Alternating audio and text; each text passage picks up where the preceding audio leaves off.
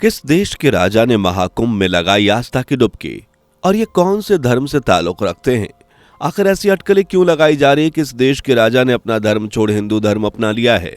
और क्या है बौद्ध धर्म और हिंदू धर्म में समानताएं?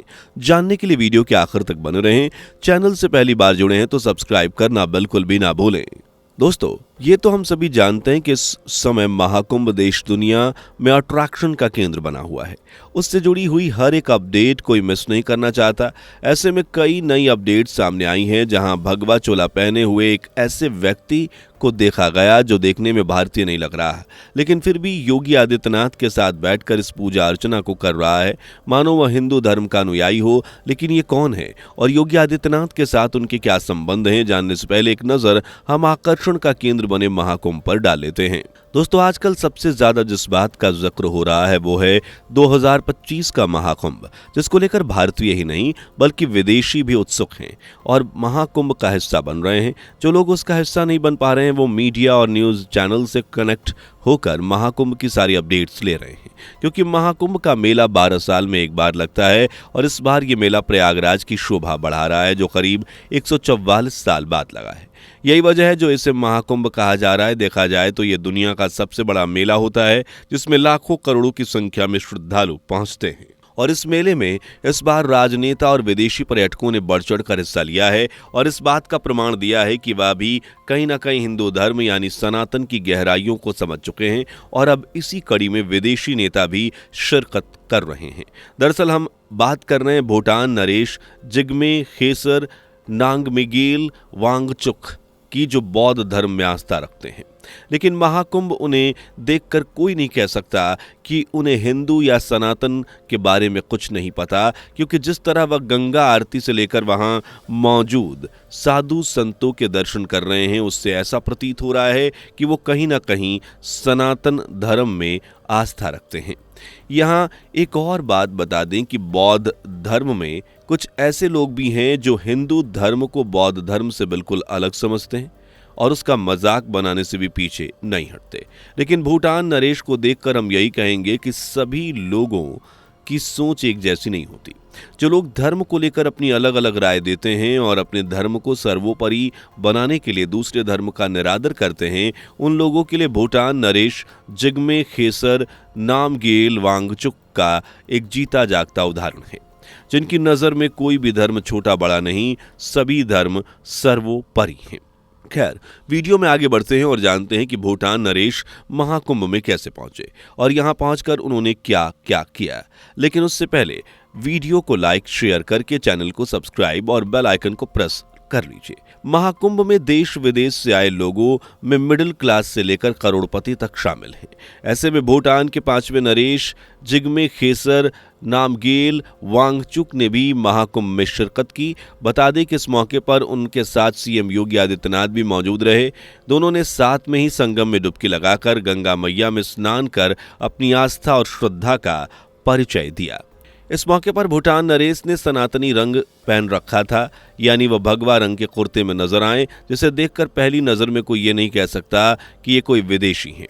डुबकी लगाने के बाद उन्होंने मां गंगा की आरती कर इस बात का परिचय दिया कि सनातन धर्म उनकी नजर में कितना महान है।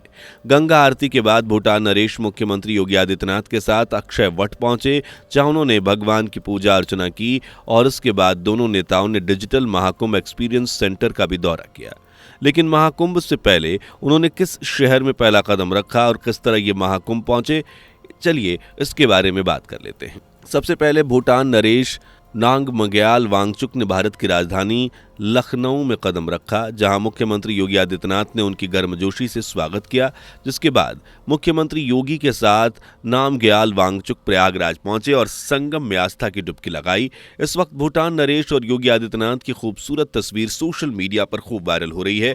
जो तस्वीर सबसे ज्यादा लोगों को अपनी ओर अट्रैक्ट कर रही है वो है भूटान नरेश की तस्वीर, जिसमें वो पक्षियों को दाना खिलाते हुए नजर आ रहे हैं। उन्हें देखकर ऐसा बिल्कुल नहीं लग रहा कि वो कोई हाई प्रोफाइल पर्सनालिटी हैं। वह आम लोगों की तरह ही महाकुंभ का हिस्सा बने हैं और लोगों के साथ बड़े प्रेम से मिले और साथ ही उन्होंने फोटो भी खिंचवाई। ये तस्वीरें उन सोशल मीडिया पर भी पोस्ट हुई हैं। भूटान नरेश की इस छवि को देखकर हर कोई दंग था, क्योंकि इसी भारत में रहने वाले कुछ लोग ऐसे हैं जो बौद्ध धर्म को मानते हैं और सनातन धर्म की आलोचना करते हैं। वैसे देखा जाए तो बौद्ध धर्म और सनातन धर्म दोनों ही एक दूसरे से अलग हैं। यही वजह है कि बौद्ध धर्म को मानने वाले लोग हिंदू धर्म की आलोचना करते हैं। लेकिन आज हम अगर इस धर्म की गहराइयों में झांकें तो हम पाएंगे कि दोनों ही धर्म एक दूसरे से काफी सिमिलर हैं, यानी मेल खाते हैं। कैसे, चलिए हम जान लेते हैं। या तो हम भी जानते हैं कि बौद्ध धर्म के संस्थापक भगवान बुद्ध ने, जिन्होंने हिंदू धर्म की परंपराओं और धार्मिक विश्वासों को चुनौती दी थी, क्योंकि उनके अनुसार इस धर्म में काफी कुछ ऐसा था जो उनको गलत लगता था। और यही वजह है कि बौद्ध धर्म के लोग सनातन धर्म की परंपराओं और कर्म कांडों की बुराई करते हैं। बौद्ध धर्म के अनुसार हिंदू धर्म में जातिवाद, ईश्वर के अस्तित्व और पूजा पद्धति को लेकर एक अलग ही सोच है, जिसे बौद्ध धर्म ठुकराता है। लेकिन भूटान नरेश की जो सनातनी तस्वीरें सोशल मीडिया पर वायरल हो रही हैं, उन्हें देखकर लोग इस बात को समझ जाएंगे कि सनातन के प्रति वह क्या भाव रखते हैं। और यह तस्वीर विशेषकर उनके लिए एक करारा जवाब है जो सनातन धर्म को नहीं मानते, जो बौद्ध धर्म को सनातन धर्म से अलग मानते हैं।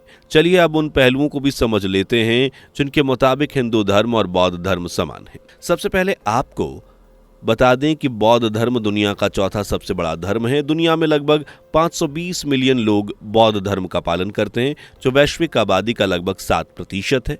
वहीं हिंदू धर्म विश्व का तीसरा सबसे बड़ा धर्म है, जिसके अनुयायी वैश्विक जनसंख्या के लगभग 16 से या 1.25 अरब के लगभग हैं। देखिए, यह दोनों धर्म भारत में प्राचीन धर्म के तौर में देखे जाते हैं।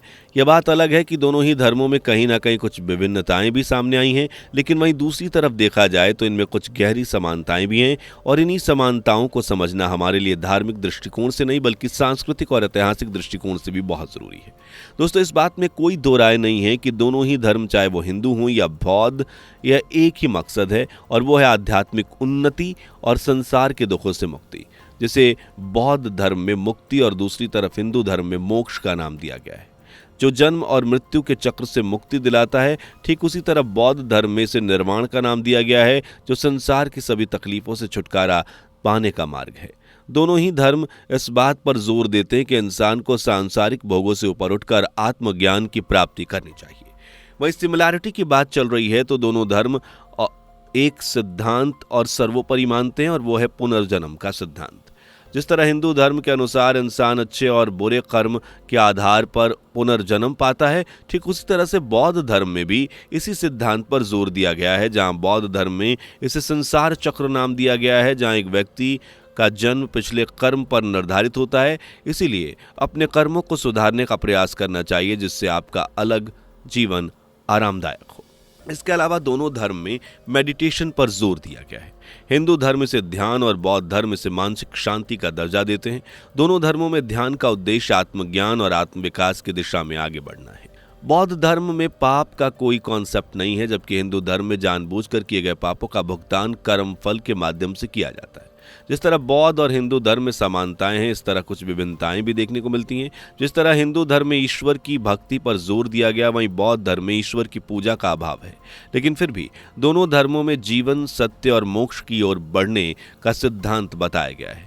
वैसे अगर हम इंसान इन सिद्धांतों को समझ सके तो हम न केवल धार्मिक बल्कि सांस्कृतिक समन्वय भी बढ़ा सकते हैं। आज की वीडियो में बस इतना ही। आपको आज का वीडियो कैसा लगा कमेंट करके बताइएगा। इस वीडियो को लाइक शेयर भी कीजिएगा, जिससे ज़्यादा से ज़्यादा लोग महाकुंभ की अपडेट से रूबरू हो सकें। मिलते हैं अगली वीडियो में, तब तक के लिए बाय बाय। दोस्तों, आपकी स्क्रीन पर 2 और वीडियो दिख रही हैं, जिसे देखने के लिए आप स्क्रीन पर क्लिक करें। दोनों देखिएगा, बहुत अच्छी वीडियो बनी है।